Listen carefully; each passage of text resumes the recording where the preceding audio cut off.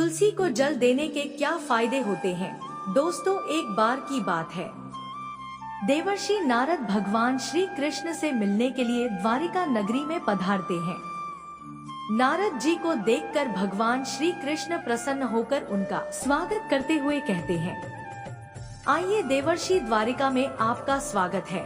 आज किस प्रयोजन से द्वारिका में आपका आगमन हुआ है? नारद जी कहते हैं, हे प्रभु, आप सब कुछ जानते हुए भी पूछ रहे हैं। हे भक्त वत्सल, अगर दास को आज्ञा दे तो आपसे मैं कुछ पूछने की चेष्टा करता हूँ। बड़े दिनों से मेरे मन में यह शंका निर्माण हो रही है, सोचा आज आपसे पूछ ही लूं। श्री कृष्ण कहते हैं, हे देवर्षि, अवश्य पूछिए, आपकी हर शंका का समाधान करना मेरा कर्तव्य है। मैं जानता हूँ कि आप अवश्य ही समस्त मनुष्यों के हित की बात ही पूछेंगे, इसीलिए आप निसंकोच होकर पूछिए। आपके मन में जो भी शंका हो उसका निवारण मैं अवश्य करूँगा। देवर्षि कहते हैं, हे प्रभु, देवी तुलसी का महात्म्य तो मैं जानता हूँ और यह भी जानता हूँ कि भगवान विष्णु को तुलसी का पौधा अत्यंत प्रिय है, किंतु हे प्रभु, तुलसी को जल देने से मनुष्य को कौन सा फल मिलता है? मैंने देखा है कि अनेक ऋषि मुनि तथा पृथ्वी लोक के निवासी तुलसी को जल अर्पण करते हैं। इसीलिए मैं आपके पास तुलसी को जल देने का महात्म्य जानने के लिए ही आया हूँ। तुलसी को जल क्यों देना चाहिए और तुलसी को जल देने के क्या फायदे हैं? कृपया आप मुझे विस्तार से बताने की कृपा करें। भगवान श्री कृष्ण कहते हैं, हे देवर्षि, आप सत्य कहते हैं। वनस्पतियों में मुझे तुलसी सबसे अधिक प्रिय है। तुलसी साक्षात लक्ष्मी का ही रूप है। तुलसी पत्र के बिना भगवान विष्णु किसी भी प्रकार का भोग भी स्वीकार नहीं करते। हे देवर्षि, आज मैं आपको तुलसी को जल देने के महात्म्य की एक अत्यंत प्राचीन कथा सुनाता हूँ। इस कथा के माध्यम से आपको आपके सभी प्रश्नों के उत्तर मिल जाएंगे। जो भी इस कथा को ध्यान से सुनता है उसे 100 वर्षों तक तुलसी को जल देने का फल मिलता है। इसीलिए देवर्षि, आप इस कथा को ध्यान से पूरा अवश्य सुने। देवर्षि कहते हैं, हे प्रभु, आपके मुख से साक्षात माता लक्ष्मी स्वरूपा तुलसी को जल देने का महात्म्य सुनना बड़े सौभाग्य की बात है। इसीलिए हे प्रभु, आप मुझसे इस कथा को कहिए, मैं ध्यान पूर्वक इसका श्रवण करूँगा और इसका तीनों लोकों में प्रचार करूँगा। फिर भगवान श्री कृष्ण नारद जी को कथा सुनाने लगते हैं। प्राचीन काल की बात है, सह पर्वत पर करवीरपुर में धर्मदत्त नाम के एक विद्वान ब्राह्मण रहा करते थे। धर्मदत्त भगवान विष्णु की भक्ति करने वाले, एकादशी का व्रत करने वाले तथा भलीभांति भगवान विष्णु की भक्ति में सदैव ही तत्पर रहते थे। वे नित्य तुलसी का पूजन किया करते थे। नित्य सुबह जागकर तुलसी को जल देना, तुलसी की परिक्रमा करना और संध्या के समय तुलसी के पास दीपक जलाकर भगवान विष्णु का नाम स्मरण किया करते थे। द्वार पर आए हुए अतिथियों का वे आदर सत्कार करते थे। द्वार पर आए हुए अतिथि को वे भगवान विष्णु का रूप मानकर ही उनका सम्मान करते थे। उस ब्राह्मण के गांव में भगवान विष्णु का एक अत्यंत सुंदर और शोभायमान मंदिर था। एक दिन वह ब्राह्मण सुबह जल्दी जागकर स्नान आदि कार्य संपन्न करके भगवान विष्णु के मंदिर की ओर निकल जाता है। उसके पास भगवान के पूजन की समस्त सामग्री होती है और साथ में तुलसी जल भी होता है। मंदिर को जाने के लिए जंगल के मार्ग से वह निकल पड़ता है।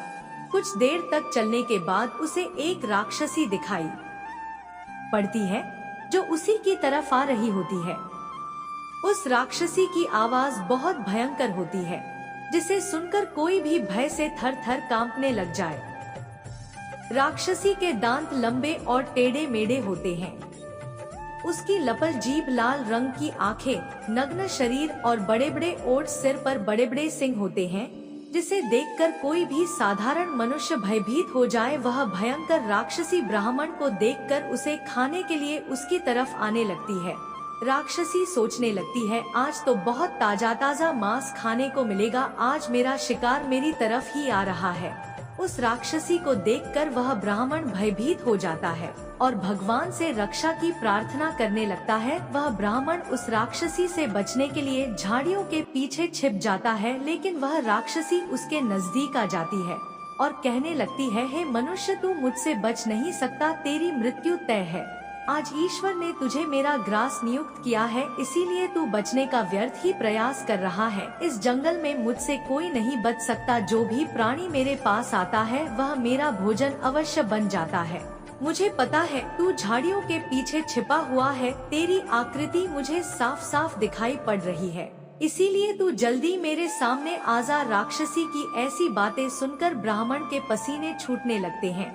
वह भय से थर्रा उठता है, उसका अंग अंग कांपने लगता है। फिर वह ब्राह्मण भगवान विष्णु का स्मरण करते हुए सोचने लगता है, मैं भगवान विष्णु का परम भक्त हूँ, नित्य उनकी पूजा करता हूँ।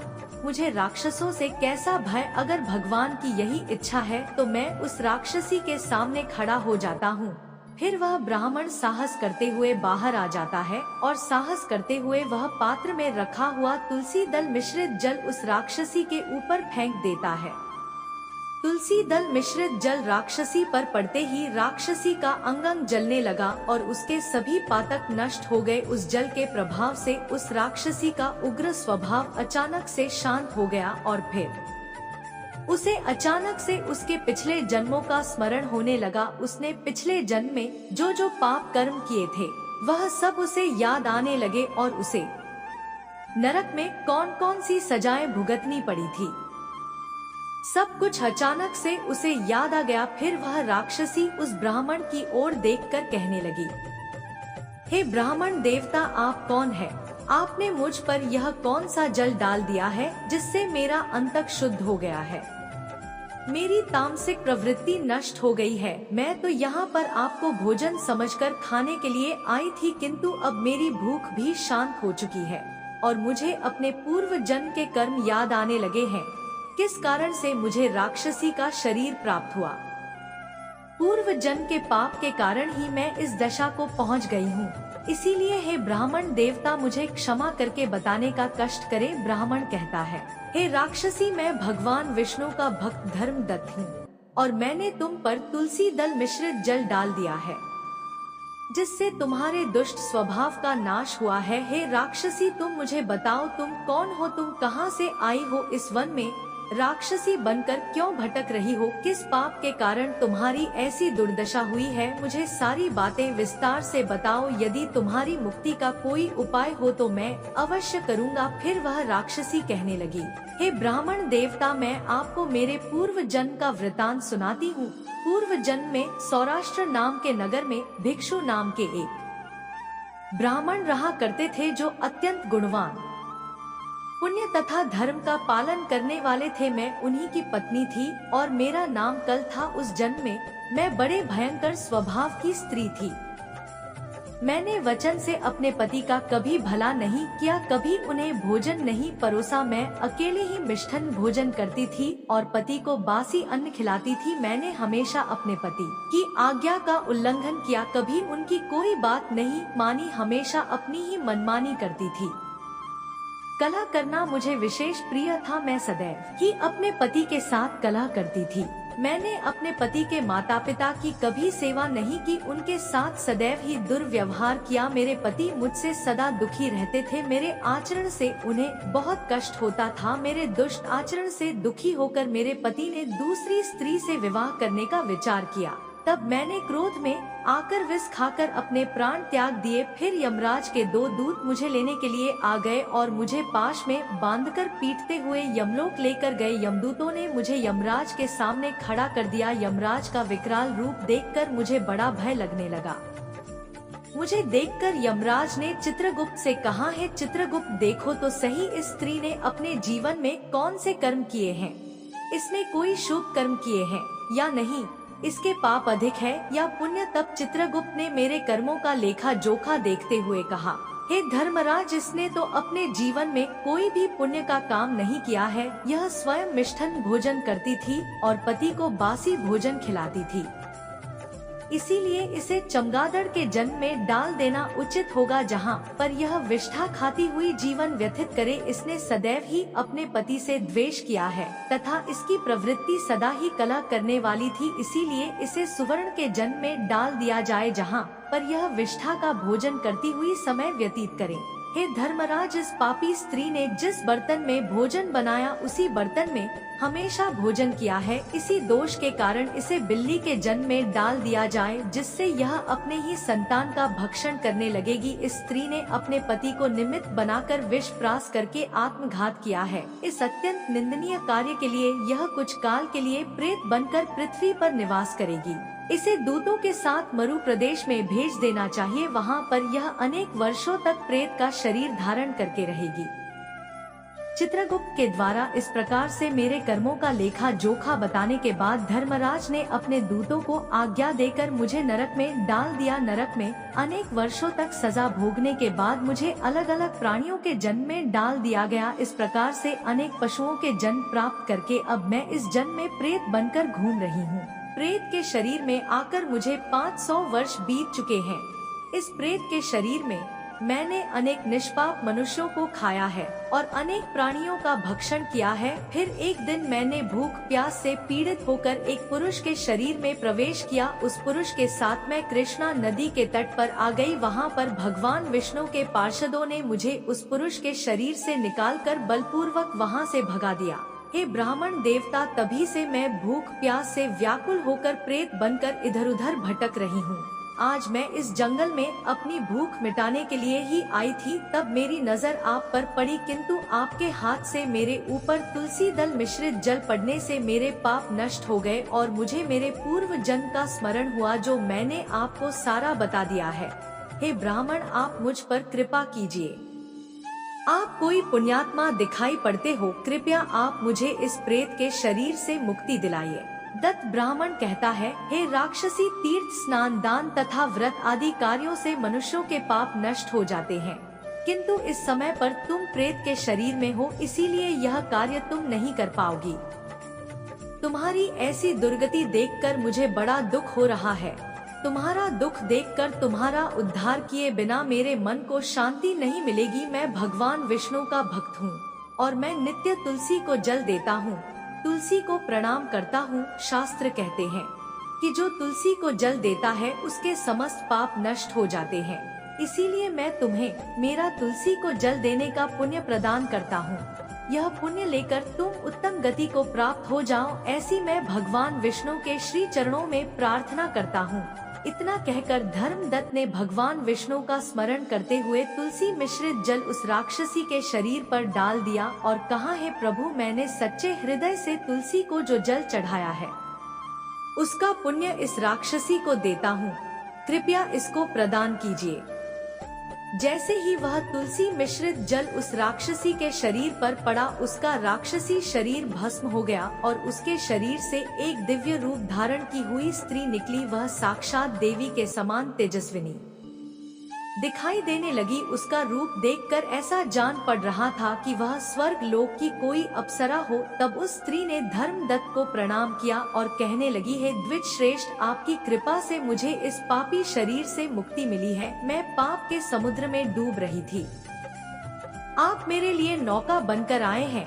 फिर आकाश से एक दिव्य विमान जमीन पर उतर आया। उस विमान में भगवान विष्णु के 2 पार्षद बैठे हुए थे। उस दिव्य विमान और उसमें बैठे हुए पार्षदों को देखकर धर्मदत्त को बड़ा विस्मय हुआ। उसने उन पार्षदों को प्रणाम किया। ब्राह्मण को प्रणाम करते हुए देखकर वे पार्षद कहने लगे, हे ब्राह्मण, तुम्हें धन्यवाद है, क्योंकि तुम सदा ही भगवान विष्णु की आराधना में संलग्न रहते हो, अतिथियों का सत्कार करते हो, तुम धर्मात्मा हो और एकादशी के व्रत का अनुष्ठान करते हो। तुमने बचपन से लेकर आज तक तुलसी को जल दिया और उसकी सेवा की है। तुम्हारे पुण्य के दान से ही यह राक्षसी पाप से मुक्त होकर विष्णु लोक को जा रही है। जब तुम्हारे इस शरीर का अंत होगा, तुम अपनी पत्नी के साथ भगवान विष्णु के धाम वैकुंठ लोक में जाओगे और उन्हीं के समीप चिरकाल तक निवास करोगे। श्री कृष्ण कहते हैं, हे देवर्षि, इस प्रकार से तुलसी को जल देने का पुण्य प्रदान करके धर्मदत्त ब्राह्मण ने उस राक्षसी को मुक्ति दिलाई है। भगवान श्री कृष्ण कहते हैं, हे देवर्षि, वनस्पति नाम तुलसी, मासा नाम कार्तिक, प्रिय एकादशी तिथि नाम चक्र, नाम द्वारका। मम वनस्पतियों में मुझे तुलसी प्रिय है, मास में कार्तिक मास तिथि में एकादशी और क्षेत्र में मुझे द्वारका प्रिय है। इसीलिए जो मनुष्य नित्य तुलसी की पूजा करता है, तुलसी को जल देता है, वह मुझे सबसे अधिक प्रिय है। उस मनुष्य की कभी दुर्गति नहीं होती है, वह कभी नरक में नहीं गिरता है। जिन घरों में तुलसी का पौधा सदैव ही हरा भरा रहता है, उस घर में सुख, शांति और समृद्धि बनी रहती है। भगवान विष्णु की पूजा में और उन्हें चढ़ाए जाने वाले भोग में तुलसी के पत्र अवश्य होने चाहिए, क्योंकि तुलसी पत्र के बिना भगवान विष्णु किसी भी प्रकार का भोग स्वीकार नहीं करते हैं। इसीलिए प्रत्येक घर में तुलसी का पौधा अवश्य होना चाहिए। जहाँ पर तुलसी का पौधा हो, उस स्थान के आसपास थूकने से घोर अनर्थ होता है। तुलसी के पास जल से भरा हुआ पात्र भी नहीं रखना चाहिए। तुलसी के पौधे के पास दीपक जलाने के बाद दीपक को वहां से हटा देना चाहिए, क्योंकि तुलसी के नीचे बुझा हुआ दीपक रखना अशुभ माना जाता है। जिस स्थान पर भी तुलसी का पौधा होता है, उस स्थान को हमेशा ही स्वच्छ रखना चाहिए। इसीलिए नियमित रूप से तुलसी के पौधे के पास साफ सफाई का ध्यान रखें। शास्त्रों के अनुसार मासिक धर्म के दौरान महिलाओं को तुलसी के पौधे में पानी नहीं डालना चाहिए और तुलसी को स्पर्श करना भी वर्जित है। तुलसी को बिना स्नान किए जल नहीं देना चाहिए और पैरों में चप्पल आदि पहनकर भी तुलसी को जल ना दे। तुलसी को जल देते समय ध्यान रहे कि वह जल आपके पैरों पर ना पड़े, इससे तुलसी का अपमान होता है। श्री कृष्ण कहते हैं, तुलसी के दर्शन से मनुष्य को स्वर्ग की प्राप्ति होती है और तुलसी पत्र के सेवन से उसके सभी पाप नष्ट हो जाते हैं। तुलसी का पौधा हमेशा ही घर के सामने लगाना चाहिए। इसे पूर्व अथवा उत्तर दिशा में लगाना सबसे अधिक शुभ होता है। हे देवर्षि, इस प्रकार से मैंने आपको तुलसी को जल देने का महात्म्य सुना दिया है। अब आपकी सभी शंकाओं का समाधान हो गया होगा। देवर्षि कहते हैं, हे प्रभु, आप धन्य हैं। आपके मुख से तुलसी को जल देने का महात्म्य सुनकर मुझे बड़ी प्रसन्नता हो रही है। इस कथा का श्रवण करके मेरे मन की सभी शंकाओं का समाधान हो गया है। अब मैं इस कथा का तीनों लोकों में प्रचार करूंगा। तो दोस्तों, इस प्रकार से भगवान श्री कृष्ण ने तुलसी को जल देने का महात्म्य नारद जी को सुना दिया। आपको यह कथा कैसी लगी कमेंट करके अवश्य बताएं। आपने इस कथा को ध्यान से पूरा सुना, इसलिए आप सभी का धन्यवाद। अगर जानकारी अच्छी लगी तो वीडियो को लाइक जरूर करें। कमेंट में जय श्री कृष्ण अवश्य लिखें। साथ ही चैनल को सब्सक्राइब करें। आप सभी का धन्यवाद।